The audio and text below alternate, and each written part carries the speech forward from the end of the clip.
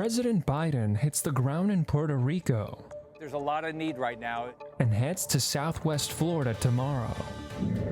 Court is back in session. I have not seen that ever described. If we go into the detail of what he looked for. In the sentencing trial of Nikolas Cruz. Plus, a South Florida scare returns in time for Halloween season. Like, you can't even see anything. These stories and more coming up on Newsbreak. Hello, South Florida. I'm Kenneth Bueno. I'm Leanne Abu Tarbush. Today is Tuesday, October 4th, 2022.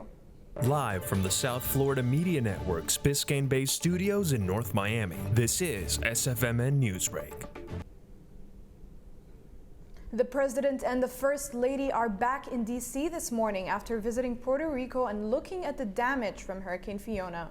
Reporter Juliana Narvaez from our D.C. Bureau is also in Washington this morning. She has a wrap-up and details on the President's trip tomorrow to the Fort Myers area. With Hurricane Ian leaving widespread destruction and flooding, many Floridians are looking toward government officials to vote on federal disaster aid, and many Republicans are facing hard-hitting questions on their vote. The Senate passed a spending bill that includes an additional $18 billion for the Federal Emergency Management Agency to respond to natural disasters. However, Marco Rubio was not present for the vote, and Rick Scott voted against it. I've been touring the areas. I've been talking to sheriffs, with sheriffs, first responders. I know FEMA's here, states here. Everybody's helping, but there's a lot of need right now, and there's a lot of need, especially in places like Lee, which is the Fort Myers area. But I was up in Kissimmee yesterday, and there's areas that you would never think would flood that have flooded. So you feel sorry for people. Governor Ron DeSantis asked Biden to approve a major disaster declaration for Florida, which was approved, but many Floridians were quick to note that DeSantis voted against a 2013 bill that would have given New Yorkers similar aid after Hurricane Sandy. If you think about, we've had 3 full days of restoration since the storm left Thursday evening, the state, Friday, Saturday, Sunday. We had part of Thursday, and then so far today, that's over 2.1 million restored with just in a few days. So we really appreciate those efforts that have been done. Last week, a total of 16 Republican House representatives from Florida voted against the passed government funding bill to recover from Ian, including 2 Republicans who represent constituents in Lee County, where much of the hurricane's destruction was felt.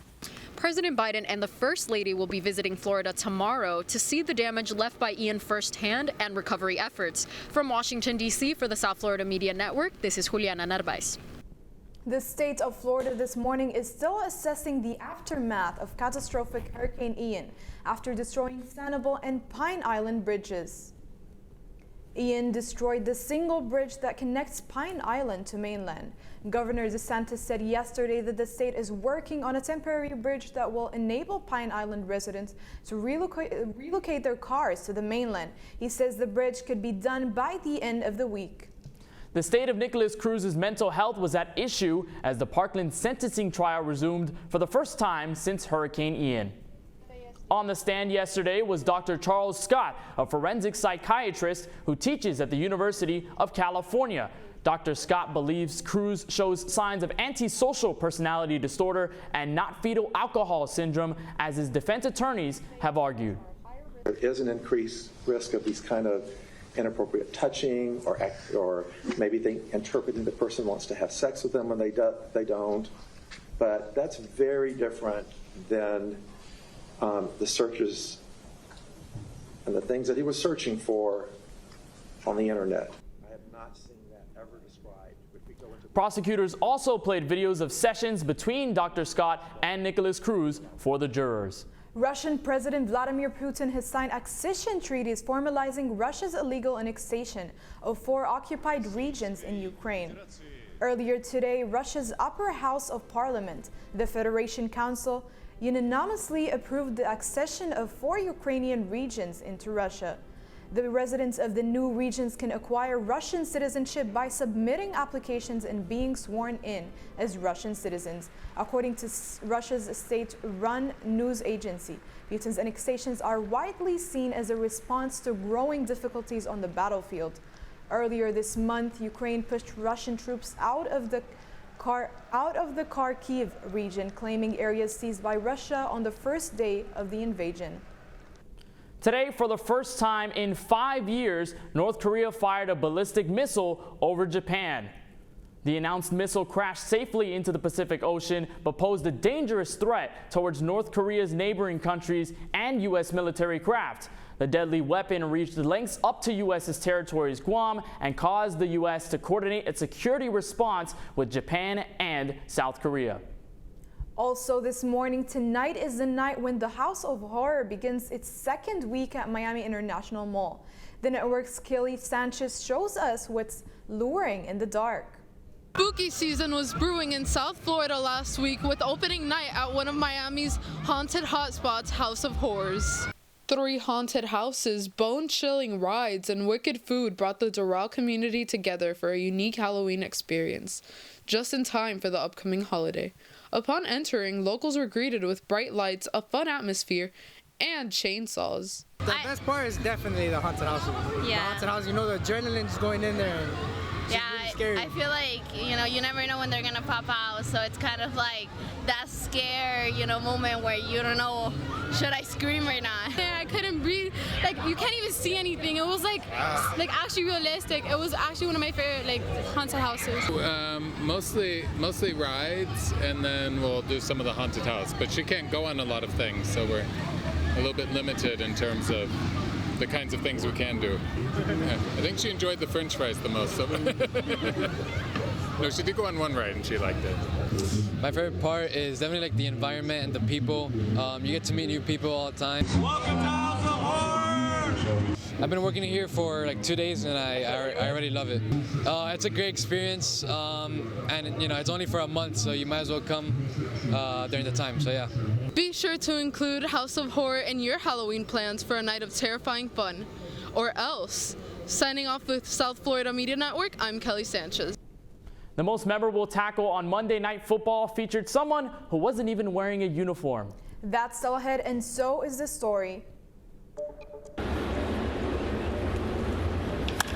Line drive into right center field. It's 1-0 Miami. The Marlins are saying goodbye to manager Don Mattingly with one final series here at home, and they aim to start it with a win. Newsbreak will be back in 2 minutes. If a natural disaster shows up at your doorstep, you can't just turn it away. That's why it's important to prepare for emergencies before they show up. Go to ready.gov/plan to find the tools and tips you need. And make a plan today. Jordan knows he shouldn't eat this entire bowl of nachos, but tonight he's earned that right. Because a few hours ago, in the middle of happy hour, he recognized a sign. Not from the gods or a bolt of lightning, but from a double heart, a kissy face, and a fourth ha in ha ha ha. That's when Jordan knew he was buzzed. So when it was time to go, he got a ride home instead of driving. Be a legend like Jordan. Recognize your buzzed warning signs and get a ride home. Buzz driving is drunk driving.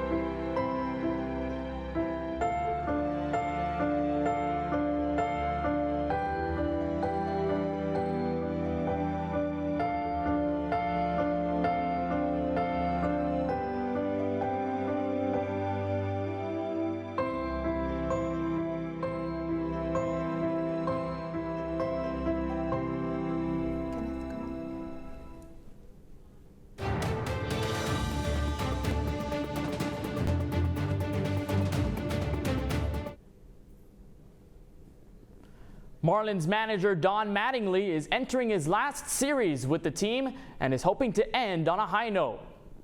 Today, the Miami Marlins celebrate beating the defending World Series champion, the Atlanta Braves, in their first game of the series. The Marlins were on a roll, scoring 4 runs and keeping the Braves from scoring at all. A great start, especially for Don Mattingly. Last series is the Marlins manager who had lots of things to say about Marlins pitcher Jesus Luzardo.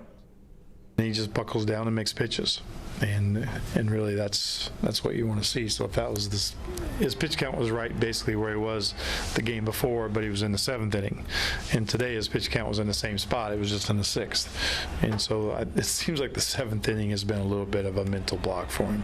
Really good. I mean, De La, since he's been back, has been really good. The final score was Braves 0, Marlins 4. On Monday night, Los Angeles Rams player Bobby Wagner tackled a rogue protester who ran onto the field. The unnamed protester intercepted the game during the second quarter. Taking flight onto the field with a pink flare in hand, he managed to evade security, prompting football player Bobby Wagner to step in and tackle the protester to the ground. That's all the time we have for Newsbreak. I'm Leanne Abutorbush. And I'm Kenneth Bueno. Get more news anytime at sfmn.fiu.edu.